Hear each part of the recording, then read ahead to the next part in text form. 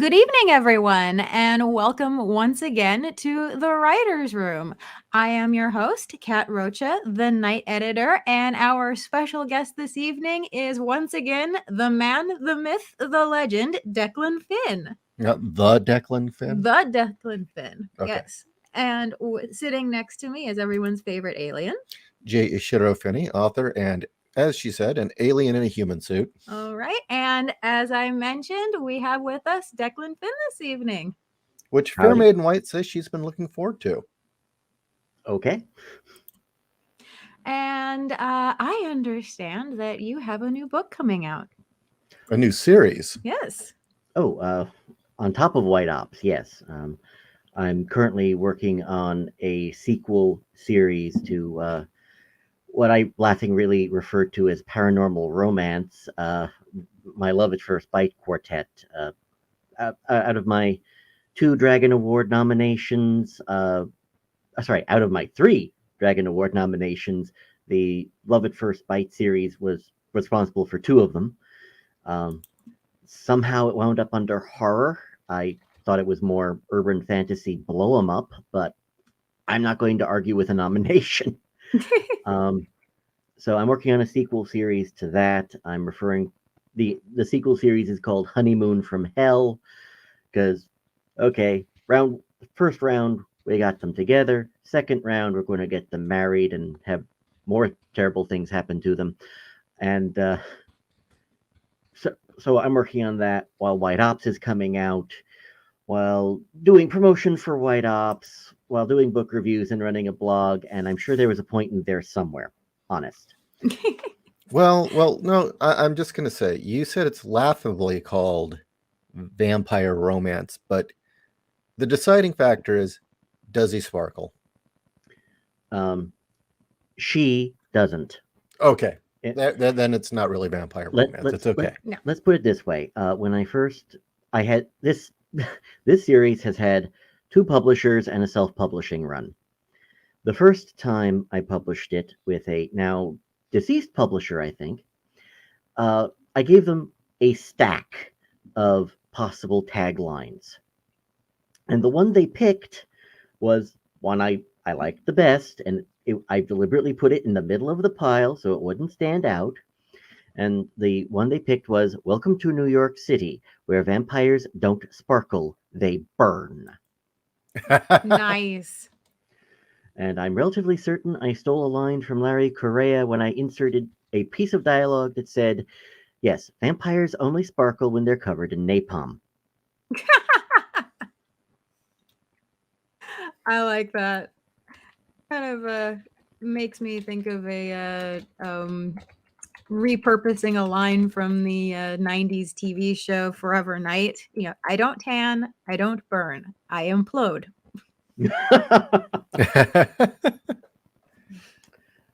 Okay, so, I'll have to remember that one. So getting to White Ops, we've got the image up. It's up for pre-order. It'll be available very soon. And point blank, tell us about it. Oh, I have the description from Amazon right in front of me. You want to read it first? I can do a dramatic reading. Okay, do that first. Okay. Now, please tell me if I'm pronouncing this incorrectly. The Pharmakoi rampaged across dozens of star systems, taking on the toughest races in the galaxy in their campaign of conquest. But they are only the beginning. Sean Patrick Ryan sees that another race is behind the Pharmakoi's expansion, a race that wants to test our galaxy for weakness and who needs to be eliminated from within. To fight the enemy in the shadows, Sean will put together a strike team of light. A strike team to light up the darkness, with nukes if necessary. They will get the job done at any cost. They will be White Ops. Did I pronounce the name right? Oh, yeah. You pronounced the Greek correctly. Very cool. So tell us about White Ops. White Ops is actually the first thing I ever wrote. Technically, I wrote it in 1998, and it was crap. It started out as fan fiction before I realized what fan fiction was. I didn't know there were communities around it. I never heard about such things, and good lord, I didn't like people. Why would I want to try associating with them online? Obviously, then social media happens, so much fun. And I figured I'd start with one short story, one lousy short story. Uh, 6 books later, not only had the fan fiction spiraled to such a degree that, okay, none of these elements were in the original show, none of these cultural elements, story ideas, this is now a completely different thing. Now, I'm going to have to put quotation marks around how many books I wrote, because I was 16. I knew nothing. I was an idiot. Because I figured, okay, books are between 350 and 450 pages. Big deal. I've got that. What I didn't know at the time was that that's not how book sizes are calculated. They go by word count. And so my 400-page novels that were all 8.5 by 11 page size, single-spaced lines were a little bit larger than average. And, so Orson Scott Card has a saying that the first million words of writing are practice. I probably knocked out the first million words in 15 months. And then I went back, I read through them, and it's like, well, I have obviously learned and grown since I started this project, because good God, I just want to spike the entire thing and start again. And that was when I learned that my process of editing was to write something, move on to something else, come back in 6 months, and then I realized that everything I have down on the page is nothing like what I thought I had written when it was in my head. So I've been basically hitting this thing with a hammer for 20 plus years. And I was originally going to self-publish it because 2-3 years ago, I figured I can't do anything more to this thing. Other people should look at it. And if publishers don't like it, I'll just throw it out into the internet and be done with it. 2 different publishers liked it, much to my surprise, because when you're working on the same project for 20 years, you kind of lose focus about the quality control. So, like I said, 2 different publishers liked it, and that's that. Okay, so essentially it came out of a Babylon 5 fanfic from your youth that evolved into something else, and then you decided, okay, I'm going to take a hammer to this thing and beat the crap out of it until it's its own space opera. Yeah, and frankly, it became a bit of its own space opera.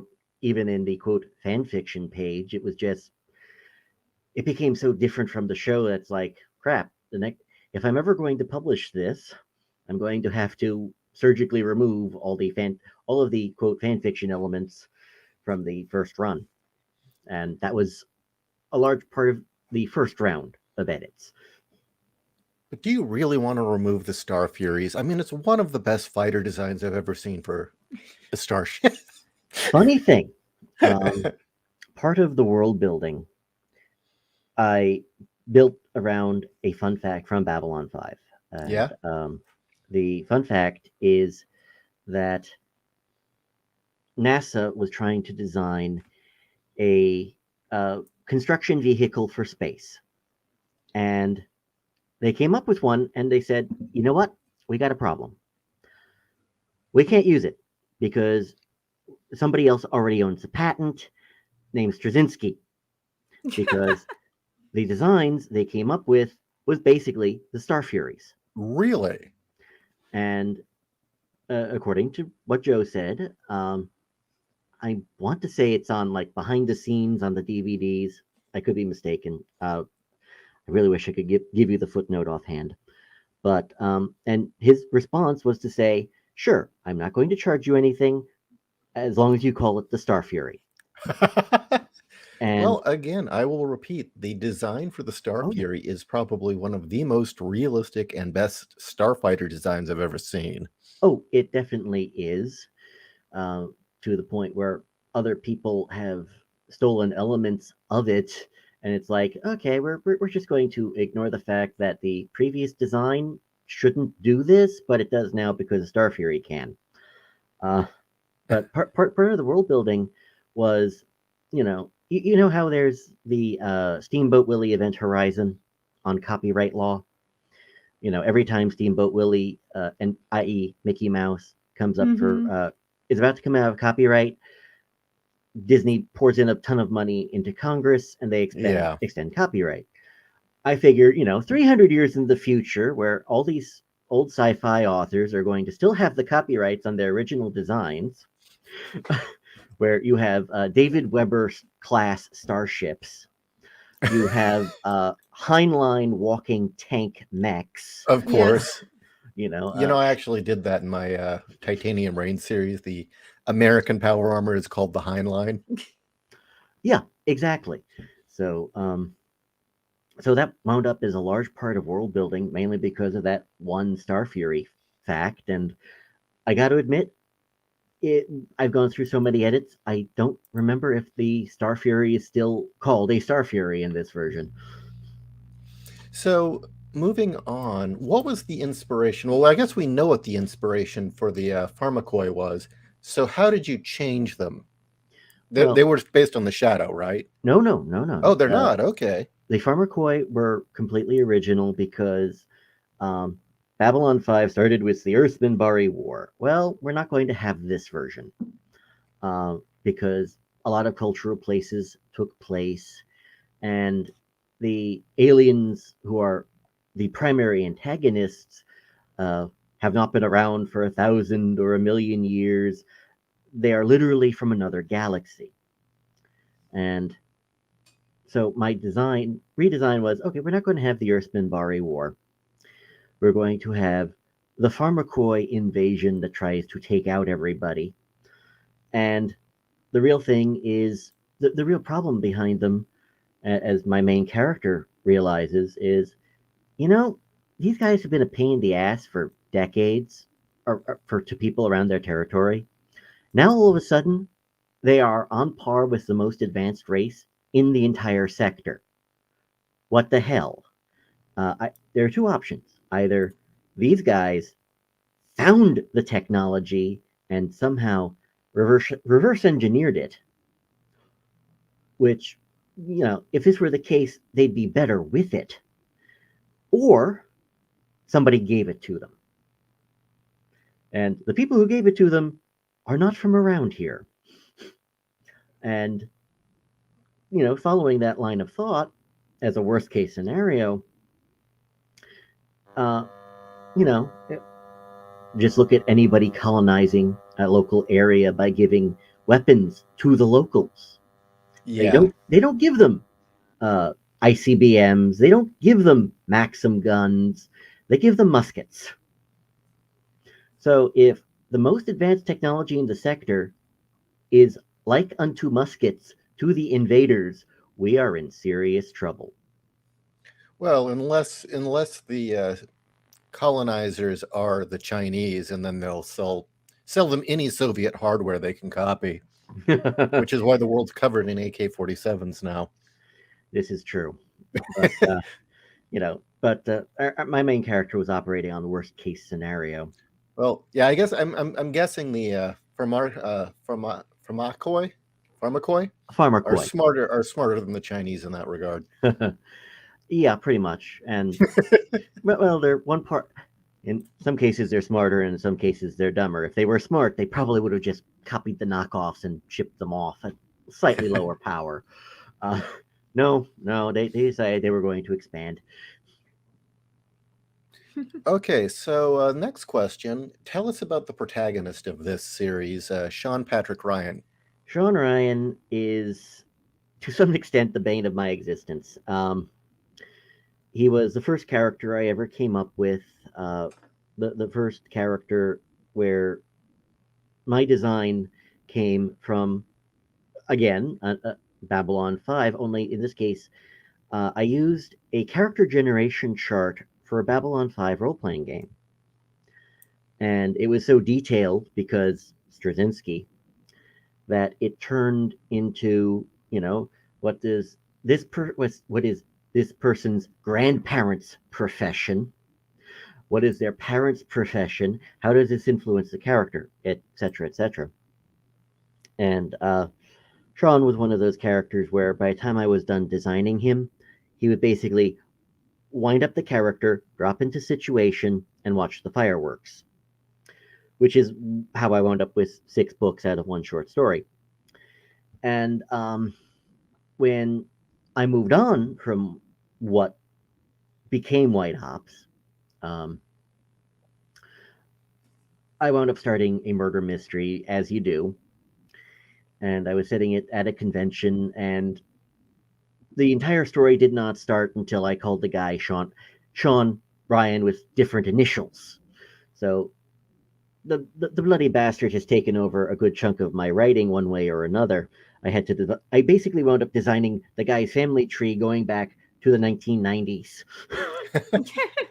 He was that pervasive. And when I did an entire trilogy of thrillers, I'm going along with a perfectly serviceable protagonist as the primary detective, and then all of a sudden, then Sean Ryan shows up out of left field, and he takes over the entire book, and then the entire trilogy. It's like, damn it! So, in this case, for White Ops, Sean Patrick Ryan is the end of a long line of, let's call them, privateers. Because back in the 21st century, his crazy ancestor thought, well, nobody's getting the job done as far as terrorists are concerned. So here's a good plan. Let's find terrorists, kill terrorists, take their money, use their money to buy stuff and tools to kill more terrorists. Repeat. And sounds like a plan. Yeah, and it became the family business, and it's so bloody profitable. You don't want this. You don't want to do the math on what 300 years of compound interest looks like. It adds up, and it again, since the entire Ryan family has taken over everything. During the rewrite, the 21st century Sean Ryan and his privateer gig was such a good idea that aliens came by, and these aliens were operating under their cultural assumptions because they have a thing for robes, color coordinated robes, and well, who's in charge of this planet Earth? Who's in charge of the humans? Because we want to go straight to the top guy. We don't want to scare the humans by just, showing up. We don't know what these barbarians will do. But we've got this one guy who dresses in solid white. He talks to everybody on the planet. They call him Pontiff, which, according to one of their languages, is a really big deal. So let's go to this place called Vatican City and have a conversation. And due to things that have happened in my thrillers, the people they call in are, well, Sean Ryan and his privateers for consultation. The aliens hear about their concept of, yes, we're going to kill bad guys, do good things for good people, and we're going to make money doing it. And the aliens go, the philanthropic aspect appeals to our priests. The killing people aspects appeals to our soldiers. The monetary aspect appeals to our merchant caste. And the peasants would like to do anything but where they are in their society in some cases. So this works out. This is a really good idea. So they basically took the idea, brought it to their home planet, and shake well in an alien culture for 300 years. Kind of like what the Japanese do to anything that's comes within their orbit, and have for the past, 1,000 years? I've lost track of how many cultural aspects they've taken as their own from other people. And basically, I ran with that. This Sean Ryan has been following in the family footsteps, as I've put it in some places on social media. You know, he used to solve problems for fun and profit. Then the war happens. Now he just does it for fun. Okay, so we're talking about space age, Vatican sanctioned privateers. Pretty much. There's your pitch. Well, I try to keep it simple and just go, well, if Baen Books created Babylon 5 or Deep Space Nine, it would kind of look like this. Again, I still think Vatican sanctioned space age privateers is a great pitch on itself. Yeah. The tagline for the series: Yeah. privateering for Jesus.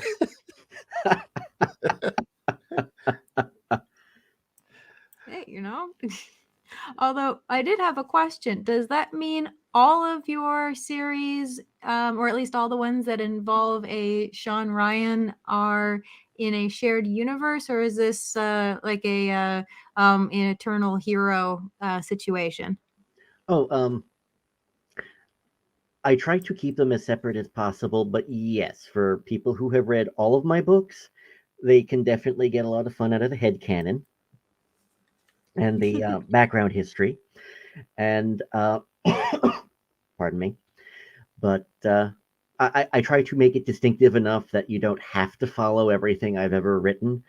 It's just a bad habit of these freaking characters will not leave me alone. So this isn't like John Stakely with armor and vampires, is it? I honestly don't know that reference. Oh, really? Well, unfortunately, John Stakely is an author exceptionally good author who died way too soon.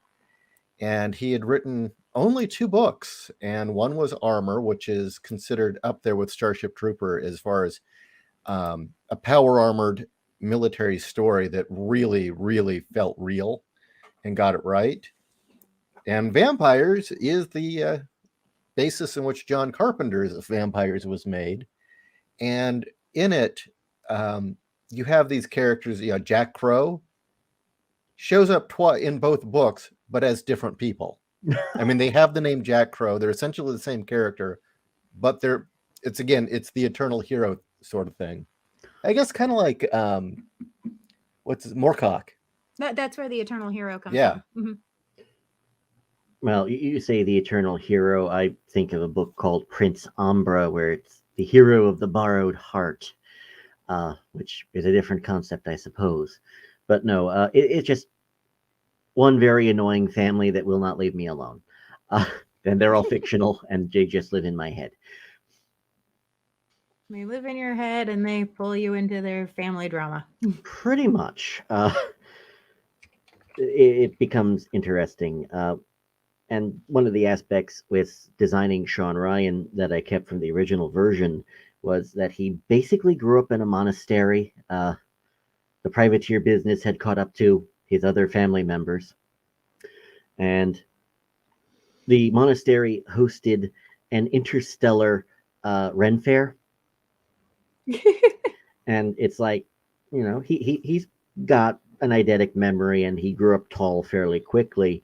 So he's learning all these martial arts from all these other cultures, and he remembers everything after the first few times he does it. So it turns into something fun relatively quickly, because by the time he's done, he just attributes a lot of his tendencies to having an Irish cop gene. That works. I'm sorry, I hear that. My next question is like, so how much does he drink? I have a question for you actually about that. it seems there are a lot of space operas out there right now where the lead character is from a long tradition of Irish, naval officers or privateers or soldiers. Have you noticed that? I honestly haven't. I for a good chunk of the past year, I've been reading a lot of fantasy. In fact, I'm trying to remember the last book from Baen I read, because they're the ones that they publish most of the science fiction I read, unless it's Timothy Zahn doing yet another Star Wars novel, because he's been the only guy in Star Wars who I will read for the last 25 years. I agree. Yeah, for some reason, when the X-Wing books became the Book of the Month Club, I burned out after book 5 or 6. They turned into like 12 or 15 books long. I honestly didn't keep track. But yeah, I have not noticed that, to be perfectly honest with you. So, well, it's usually by people of Irish descent anyways. I'm just kind of wondering if maybe there's just an interest there. Well, there is a thing in the culture. I mean, come on, after a while, you kind of get the feeling that every person from Ireland who came to America either became a cop or a writer. I'm looking at you, Ishi. Well, yeah, actually, that's interesting. Supposedly the first Finny who came here was a captain, and my family does have a number of writers in its lineage. So yeah, including a trashy romance novelist and a couple of journalists. But anyway, it's in the blood. Now you have the first 3 books ready for pre-order in this series. Is that correct? Yes, I do. And so, is this going to be a total of 6 books eventually, or? No, it's going to be a total of 13. Oh, yeah. You aim big. Well, when I started, I wrote these books more as a series of vignettes, and book 3 started out as a 30-page vignette and turned into a 325-page novel, double-spaced this time. And it just spiraled. I originally I wanted to have a lot more fun with the premise, and the premise was terrorists take over Disney Planet.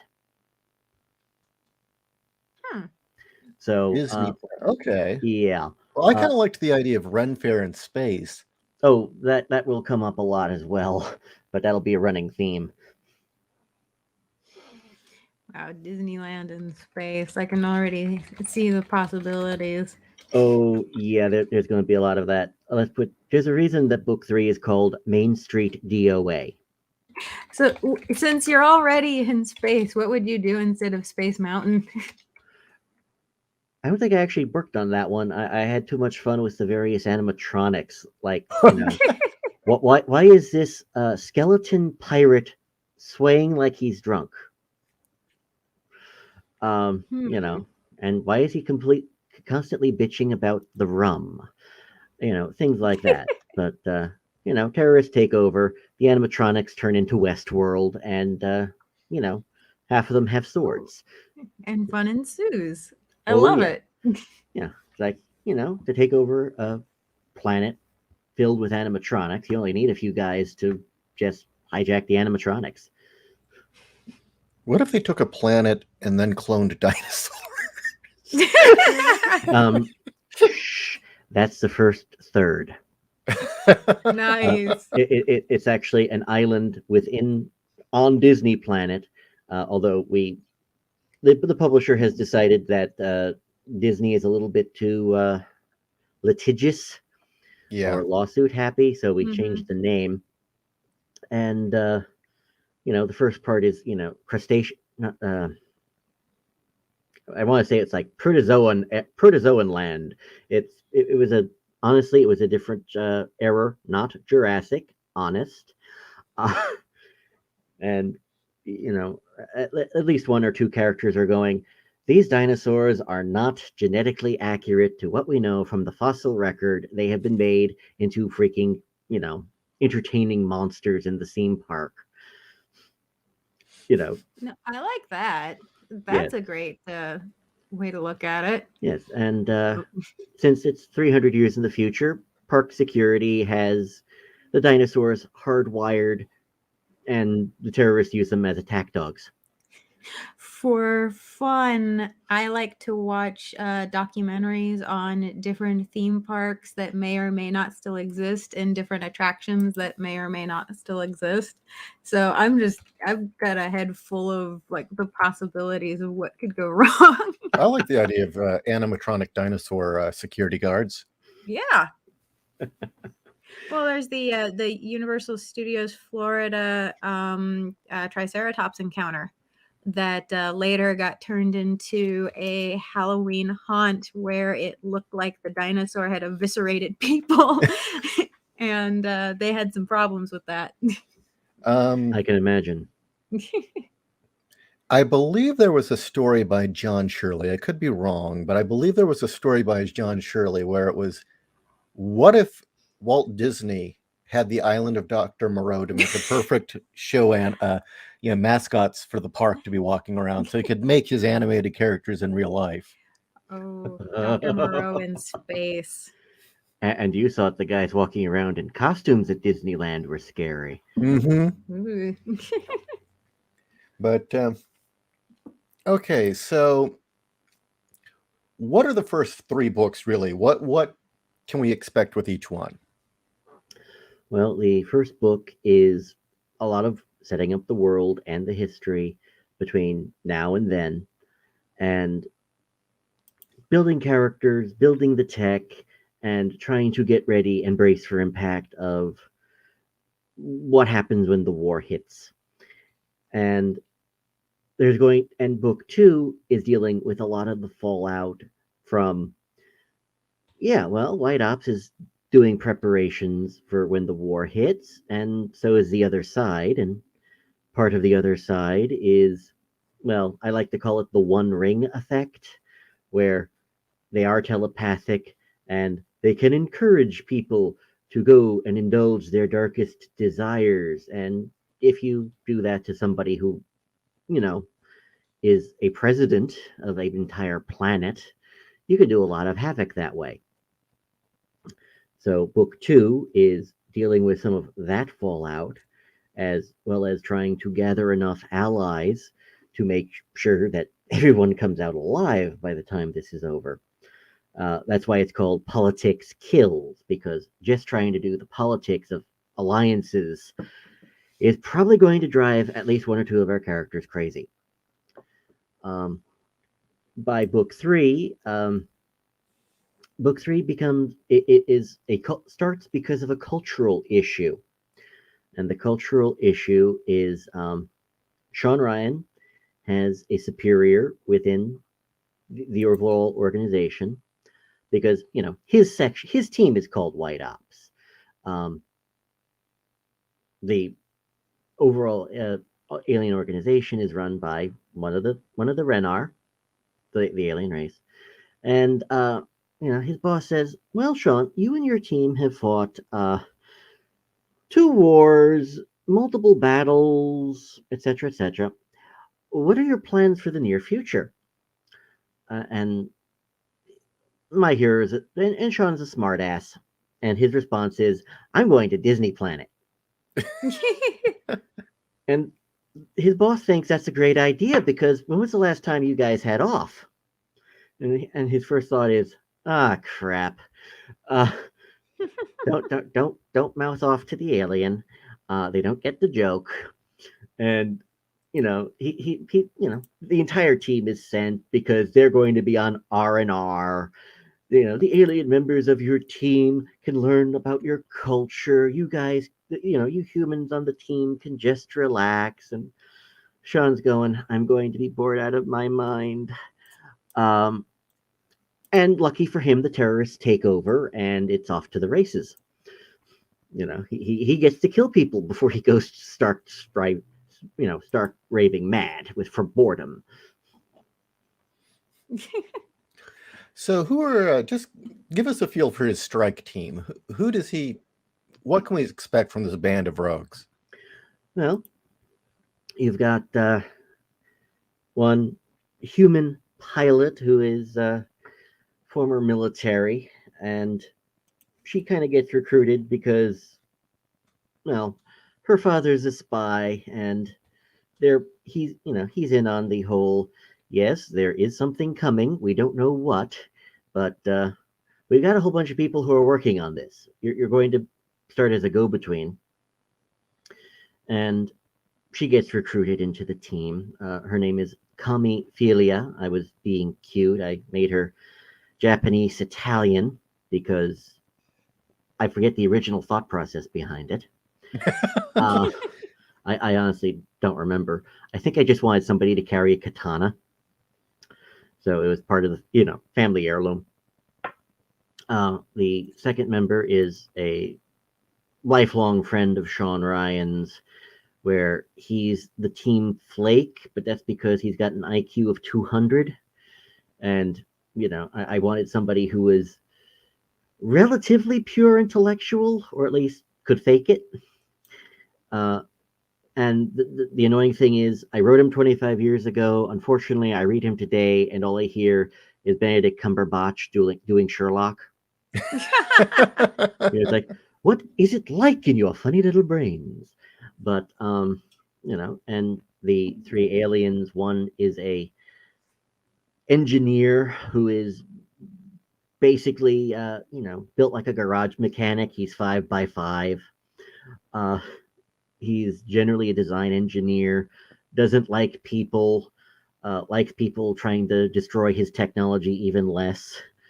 And since he's designed the latest technology to fight these buggers from outer space, from another galaxy, he's on the team to keep the prototype together. No, he does not have a Scottish brogue or anything like it. And what kind of ship are they flying around in? It's going to be partially organic technology, mainly because I don't see it that often. I've seen Babylon 5, I've seen Farscape. I don't know anyone else who does it. Not offhand. Okay, Voyager Species 24601 or whatever it was called had organic ships, but they were so obviously stolen from Babylon 5, it was painful. Yeah. Like, guys, the Vorlons called. They want their ships back. But like I said, it's an idea I like. I wanted more of it, and I also wanted the option to have person-to-ship interfaces. I also don't see too much of that going on, probably because there's too many ways it can go bad. Yeah. So, I use it sparingly. But so I've got a soldier from the Renar who has been kicked out of the military caste for the simple reason that the military caste has decided that white ops and the associated organization, I refer to them as the Totentans, the people who dance with death. Yes, it looks like German. What makes you ask? And the soldiers don't like the Totentanzers, and if you stay in this organization, you're being kicked out of the soldiers. Okay, fine. So he's technically a convert to the priests, so he's an acolyte, and he's still got a temperament that's more soldier. So that's got some interesting conflict. And finally, I've got a medic who I have based largely off of. I don't know if you are aware of something called a physician assistant within the medical profession. Mm-hmm. Okay. They were basically combat medics out of Vietnam originally, in real life. They came back to America after the war, and they knew more than nurses and almost as much as doctors. So it's, what do we do with these people? So we got physician assistants. And in the case of, what's her name? Furlan, yeah, you might note she sounds a little bit like another actress. But in the case of this medic, she had also served during the Pharmakoi War, and now she's part of the Totentans. And we need a medic. And since Sean bounced around a lot during the war, I know this person. I'm going to recruit her because I don't want a medic from a group called the Death Dancers.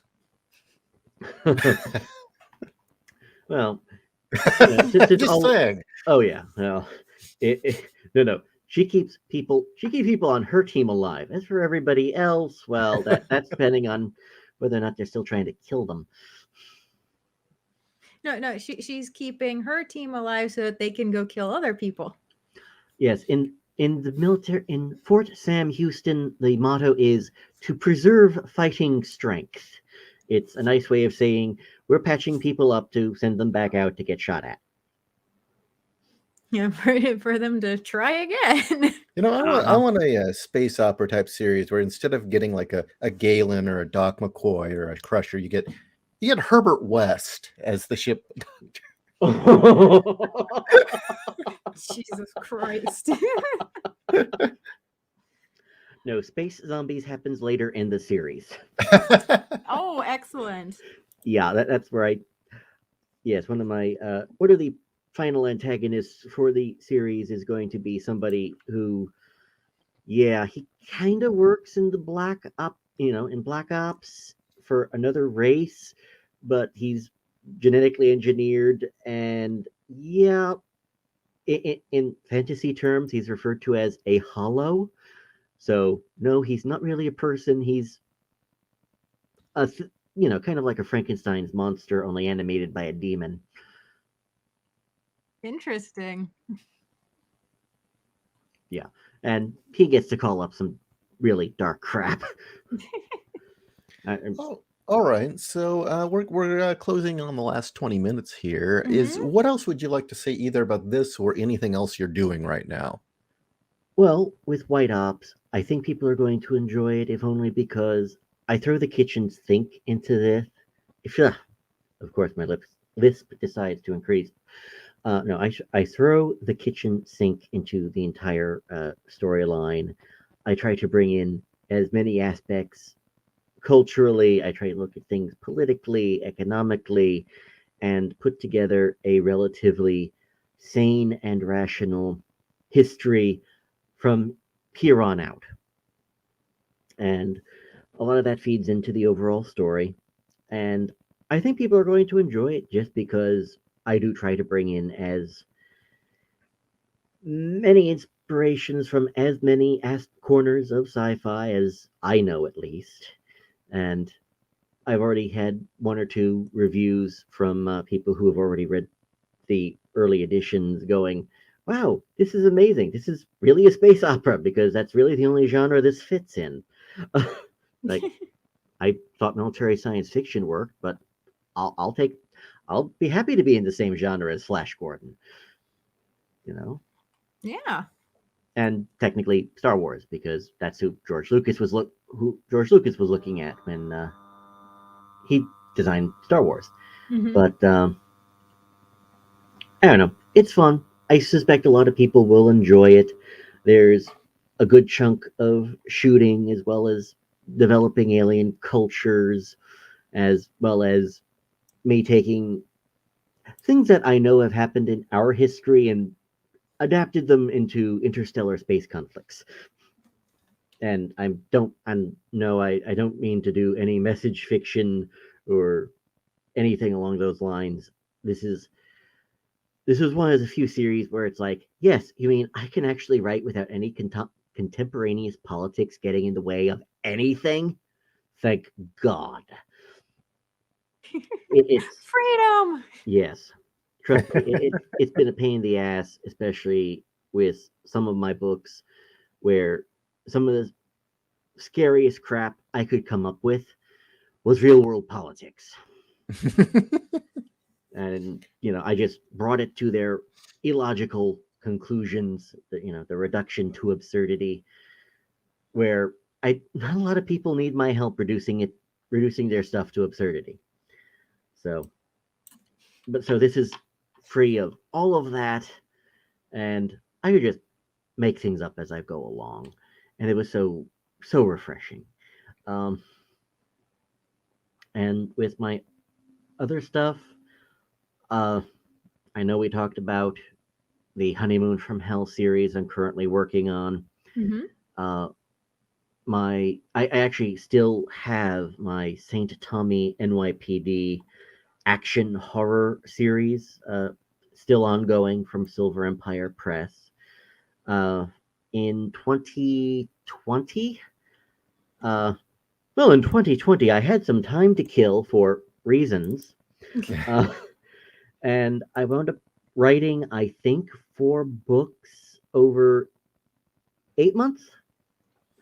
And Oh, wow. yeah, so I wound up dropping. No, I think I actually did five books in 12 months. Because I think I get from book 8 to book 12 between January and December. Anyway, so I dropped about 4 to 5 books on Silver Empire Press at the same time, which is, it's one of those. This is nice. We like your books, but you do realize we are working with half a dozen other authors. We're only a two-person operation. This is going to take a while to release. It's like, okay, fine. So I've had some time to kill on other projects. But St. Tommy book 8 to 12 are, 9 to 12, book 8 has come out. Books 9 to 12 are, are being worked on. They are finished. And they, for all I know, they might all be released this year. One of Silver Empire's problems over the past 2 years is their printer is for those people who like inside baseball, the printer that develops the books is based out of California. Oh. Yeah. Okay, I don't really have to explain that much more, but let's just say that books I ordered from the printer, some of them still haven't arrived. Oh, So, jeez. So that's one of the reasons. That's one of many reasons why books I gave them 2 years ago haven't come out yet, because they're still fighting the printer for being stupid, and also being in a state that's run by idiots. Oh, jeez. Yeah, so that's been a problem. But White Ops is coming through Tuscany Bay Press, and they used the draft to digital platform, which is basically a way of going wide to multiple publishers at multiple outlets at the same time. I know you have Amazon up on the screen, but if you want, I could just send you one of those links that have here are the dozen other places this is from, if you want it. I would say post that in the discussion below, so that and I will pin it. Mm-hmm. All right. Hold on. I've got the private chat. I've got the comments. Yeah, the comments, exactly. Okay. Oh, there are actually people who've been talking this entire time. I was looking at the wrong screen. Okay, then. All right. So a few other things just to let people know about, as well as publishing books. Oh, real quick. Also, for everyone in the chat, now is the time to start posting your questions to Declan if you have them. Anyway. Yeah, exactly. For those of you interested, Declan also runs a review site where people he writes reviews and other people post as well, called upstreamreviews.com, where again, you want to find books that aren't woke, you want to know what's going on, here's a good place to go. And I plan to soon be submitting reviews as well. So upstreamreviews.com, worth checking out. All right.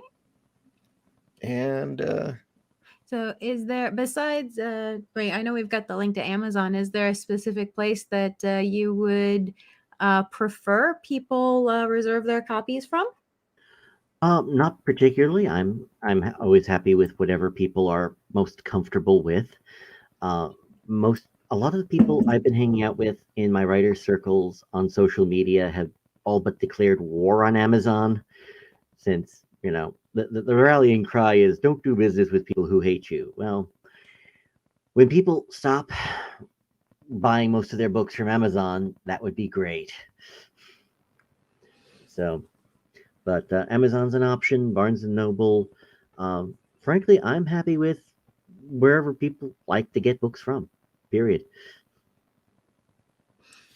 Yeah, I know. Now that we're finally in a place that, oh my God, has bookstores, we've been trying to buy from actual, brick and mortar rather than Amazon whenever possible. Oh, amen. My wife and I went down to Texas in October, and one of the joys of going to the Dallas area was, wait, you mean we've got actual Barnes and Nobles open? Awesome. And it's like we went in just to smell the books. Wow, that's wonderful. My mother's a librarian, so I grew up with that. Oh, and the thing, she's the one who taught me the bit about bookstores, how they have a higher gravity than the outside world does, so they suck you in, and the only way to escape that gravity is to gain weight, and the only way to gain weight is to buy books. yeah, makes as much sense as anything else. Yep. I like it. It's a good enough excuse. Yeah, amen. I'm really beginning to think what we need to resort to get the word out these days, with the way that media is going and the fact that our listeners right now are actually commenting on how many didn't get notified of this broadcast, is we need to get something like In the Mouth of Madness, where you've got axe-wielding guys just bursting through the window demanding, do you read Declan Finn? That is so tempting. Like, who can we get to do Yeah. that? Well, that's one of the things I've got slight problems with for certain internet reviewers who do talk about how they hate woke BS and their fiction, and it's like, okay, fine, you drunken Scotsman, you want to talk about some of the non-woke people who you do like? Unfortunately, that's a different channel. And a lot of people who talk about, reject modernity, embrace tradition. It's like, well, would you like to talk about these books that actually utilize this tradition you're talking about? Like, sometimes it's enough to make me pull my hair out, which is why I usually keep my hair in a crew cut. I can't get a grip. Well, again, this is why we're doing this show, is that we can't, it's very hard to find reviewers and sites that are covering this stuff and introducing readers to writers who aren't woke. Mm-hmm. Oh, And so we did it ourselves. oh, And that's why everyone listening should promote this. Hey, that's the exact thought process behind Upstream Reviews.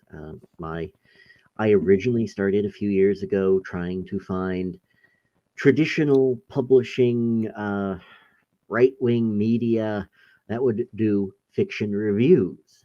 And when I couldn't find any, my next step was to start asking, hi, I just happen to be a book reviewer. I'll be happy to introduce all of your readers to good, right-leaning, anywhere between apolitical to right-leaning fiction. And the universal response was, go away. It's like, you keep talking about, the culture wars and how there is no conservative people in media and the arts. The real thing is you just want to sell cruises, sell your own books, and not talk about anybody else. Screw you. Thank you. There's been more than a number of podcasters who screech about woke entertainment that I've actually contacted and said, okay, I'll send you my books. Mm-hmm. You want non-woke graphic novels? Case File Arkham. Nothing. Hey, I'm going to give you free books. Nope. I guess it's too much to expect that they know how to read. I don't know. Sorry, that's. I think some people just like to complain. Because let's face it, how many reviewers on YouTube and other corners of the internet get fewer clicks if they're not, going off on something?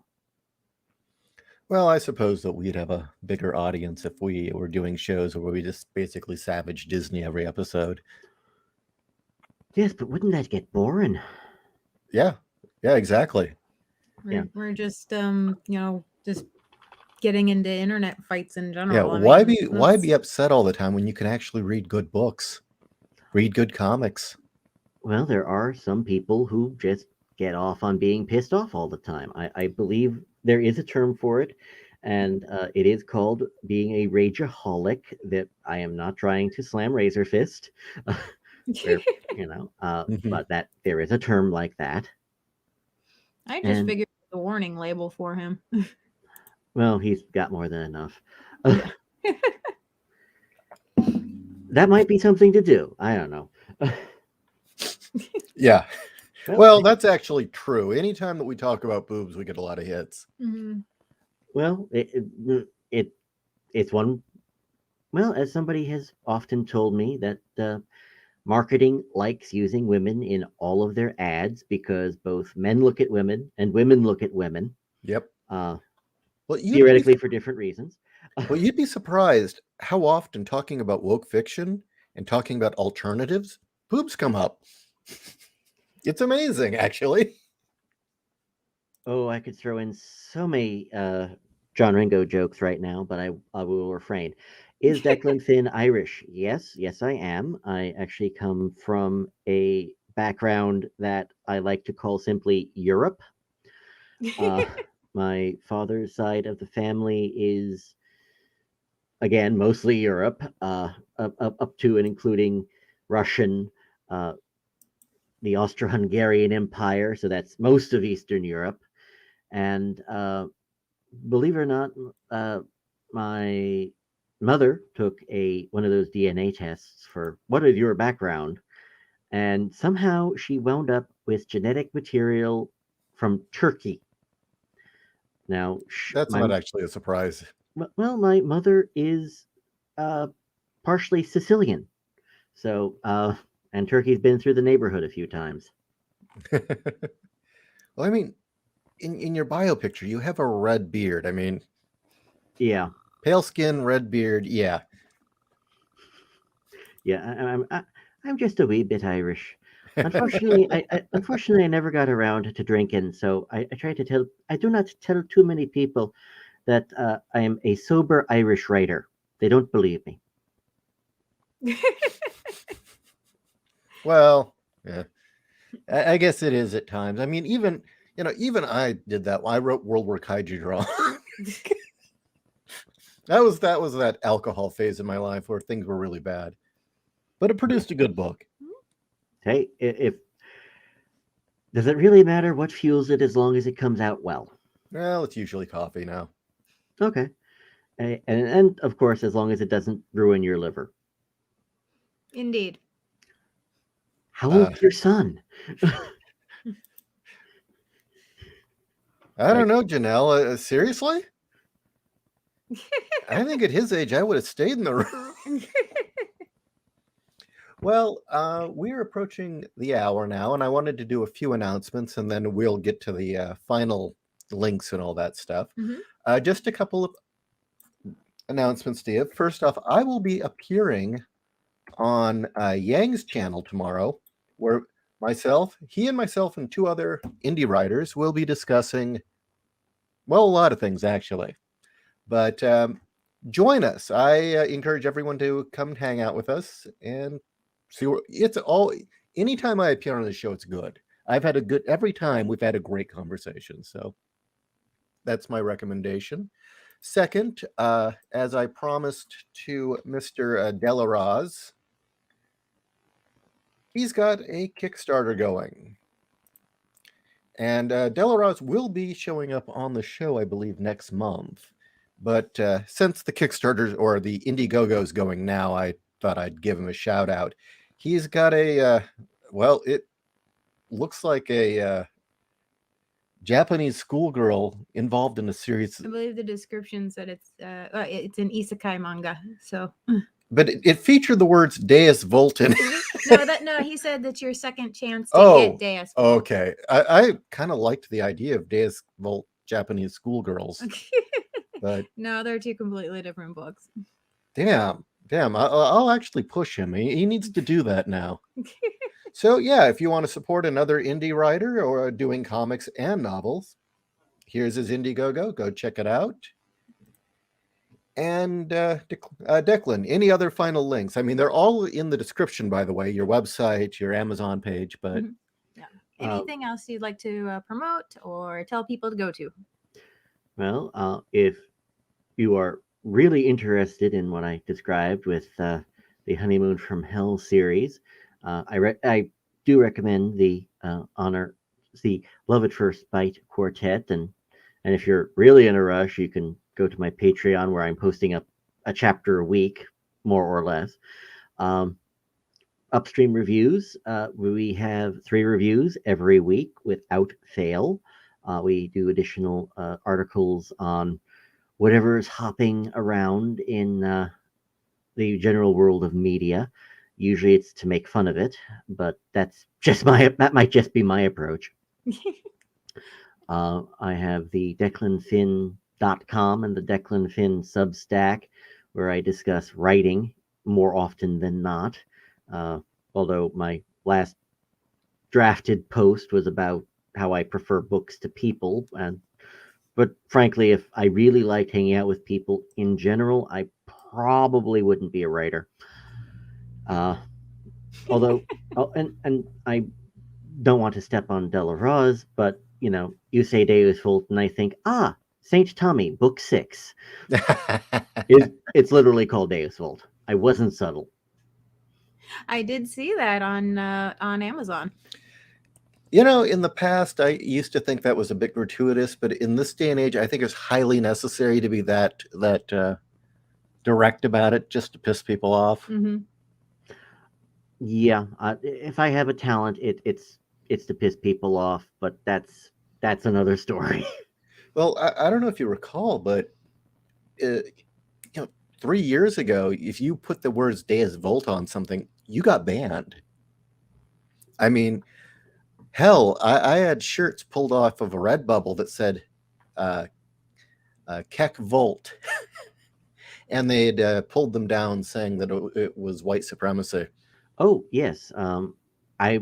That might explain why we had problems getting that book posted to Amazon, because at the time, both John and I were releasing books through Silver Empire, and and they were trying to be published around the same time, and suddenly Silver Empire had problems publishing to Amazon.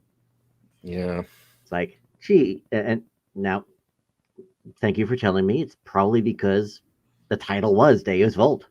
Yeah. Well, I think it's become so associated with Catholics now that they can't pull that anymore. Mm-hmm.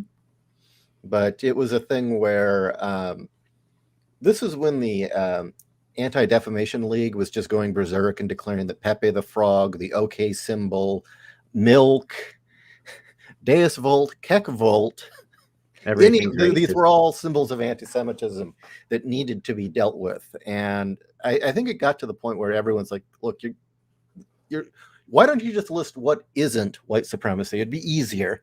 And that's when it stopped being taken seriously. But yeah, there was a real problem with that. I remember I had another shirt that I was very proud of on Redbubble that I'd put a lot of effort into, which was the Kekistani helicopter tours. You mean half helicopter tours, don't you? Right. Now, I never said anything about throwing communists off of helicopters, but it just said Kekistani helicopter tours. That got pulled down as supposedly white supremacy. Yeah. Hey, for a while, there was a fairly mediocre Sherlock Holmes knockoff called Elementary, where they actually turned that into a throwaway scene where there was a crashed helicopter and there was a murdered communist who washed up on shore, and apparently it's, yeah, well, somebody from, they claimed, oh, well, the pilot was from the alt-right, the college professor was a communist, so you had a communist kill a quote-unquote fascist because he was trying to throw him out of a helicopter. And it's like, wow, you guys took that meme and totally screwed it up. Nice going, fellas. But then again, what do you expect from some of these people? Well, the Yeah. left can't meme. We all know that. Amen. There's something I wanted to share with you before we go, since we're talking about shirts that I think you would appreciate. And yeah, this has nothing to do with books or the show. I'm just saying. Ha. If I can find it. Which one are you looking for? Oh, the Stalin one. Oh, there it is. There it is. Dinner of the People. We'll see how long that stays up on Redbubble. Yes, this will be canceled in 10, 9, 8. You know, actually, Redbubble's gotten really crazy. I just got a notification that I had a shirt that said High Tech Low Life and another one that said Chromed. Both public domain. Project CD Red got them pulled as copyright infringement. And I even wrote and said, look, Bruce Sterling came up with High Tech Low Life in the 80s. It's public domain. They said, well, that may be, but no. We don't want to upset CD Projekt Red. Yeah. Funny, The and word here I is thought, red. well, I guess not all Poles are cool. Yeah. Well, Poland's probably fine. It's probably their U.S. lawyers that are the problem. Oh, yeah, lawyers will ruin everything eventually. Yeah, they do. I mean, it's like they will squeeze money out of anything they can. So, Yeah. and it took them a long time because I even said, okay, I'll challenge this. Here's my address. Here's my name. Let's talk about it. And they finally just said, we've decided we're not going to pursue this, but you can have your shirt. So we're taking it down. We can do this at will. I'm sorry, I'm just confused by Bar One's comment. What? Sorry. Maybe she needs to talk about tennis for a stream. I'm confused. I think I'm missing something. You know, unless this is a reference, dude.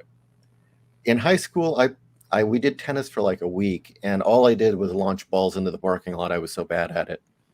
You weren't doing it on purpose? Actually, no, I wasn't.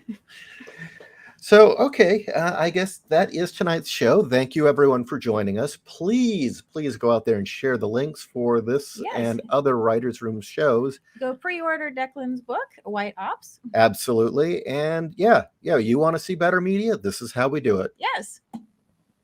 So thank you very much, everyone, and have a great night. All right.